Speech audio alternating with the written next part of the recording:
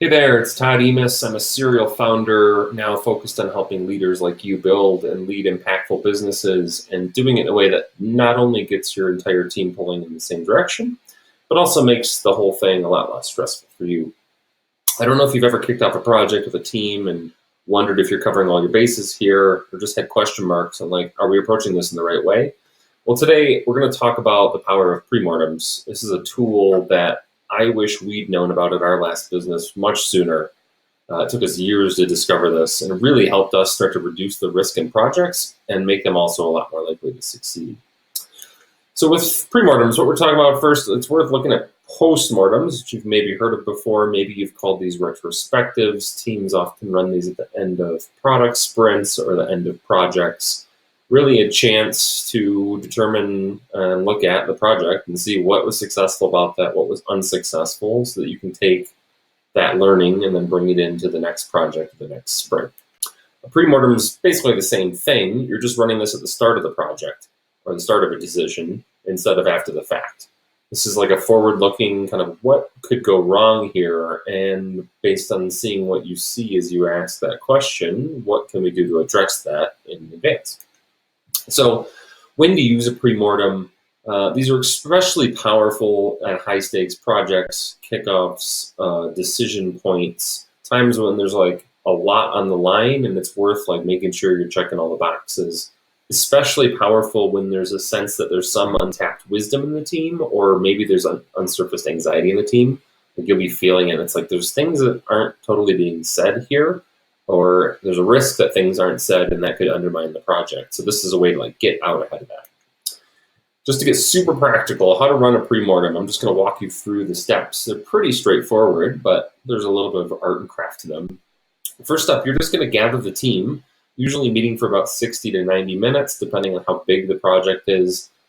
Just you can kind of experiment that and see what feels about right. If you're not sure, book a room for 90 minutes, and it's fine if you leave early. Logistically, you need a room with a whiteboard, and then you need a stack of Post-its and a Sharpie for every person. Everybody's going to use, say, 15 to 20 Post-its. You need a good-sized stack. And Sharpies help you make sure that people are writing in fewer words and bolder so that things can be seen kind of from a further distance than using pen. And once you've got that, you're set up and ready to go. First step, and you get in the room. The team, you're just going to have to invite everyone to brainstorm for 5 minutes. So you get 5 minutes to write down answers to what could go wrong in this project.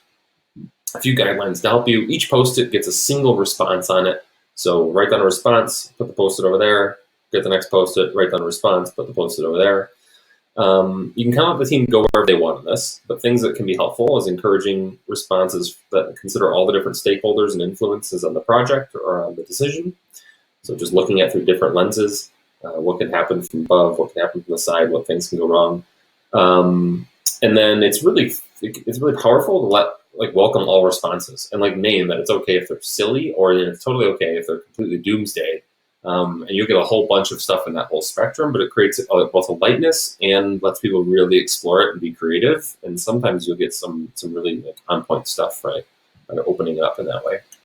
So after everyone's brainstormed, everyone's gonna have a stack of Post-its with their answers to that question on it.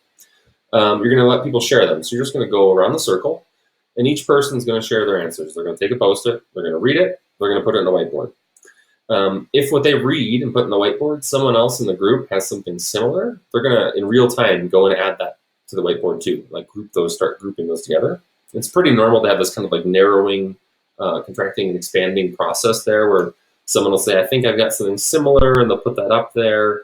And someone else will be like, I'm not totally sure that means the same thing. Let's keep those separate. And it's okay to have a little of that discussion. It's not super big deal to like get this perfect. You just want to be moving things to themed areas. Your goal's a handful of themes at the end, and then likely a few outliers. Usually every person, maybe 3 minutes to share their stack of Post-its. This is not discussion time. This is just like, here's what I wrote down. There it is. Maybe there's a clarifying, can you tell me what you mean by that question? But other than that, you just want to like get everything out on the whiteboard. Once everyone's gone around, it's time to vote. So you're going to have theme buckets. It doesn't always the case that the things with the most Post-its are what needs the most attention or what feels the most resonant to the team. Sometimes there's a single post-it up there that only one person thought of, and everyone's like, "Ooh, that's like a gnarly one. We need to go there." So the way I do this usually is everyone gets 2 or 3 votes, kind of depending on what's on the board, how many people there are. And you just have everyone go up to the board. Usually you're switching from Sharpie to dry erase marker and just put a star on the whiteboard next to the theme. It's important to make sure that you make the switch in the markers. If you use Sharpie, just put the star on the post-it. Just don't trash your whiteboard.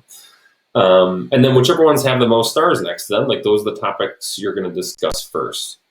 And in this time, usually we're going to suggest you to time box each of these discussions, because this stuff can just get kind of spiral and get all over the place. But whichever one's got the most stars, say like give it 10 or 15 minutes, and just a discussion on like, how do we mitigate this risk? What can we do? What can we change in the project plan? Does this influence any decisions we've made or are making? Just see what comes up. You'll find some pieces and some things that need to get addressed pretty clearly. Usually there's time for 2 to 5 topics in here. You can kind of see, which means some things don't get talked about, which is okay. It's also kind of important, like some things up there just don't need to get talked about. And I often encourage, if there's anybody in the group at the end that feels really strongly about a topic that wasn't addressed, that they can take that and like kind of carry the ball on finding their own way to mitigate that and report back to the team. Totally optional if you want to do that, but can be powerful to make sure everyone feels like the things that are important to them have been addressed either by the team or they can take it forward. And that's really it. Now you know how to run and benefit from a Premortem. My challenge to you is just give one a try. They're a lot of fun. They can help relieve anxiety in the team, and they also improve the odds of success in a project. If along the way you have any questions, you can reach out to me anytime. Feel free to find me, post a comment, send me an email. And finally, if you know any other leaders who might benefit from knowing about Premortems, please share this video with them. They will thank you for it. It will impact them and their business. This is an incredibly simple tool that has a lot of value.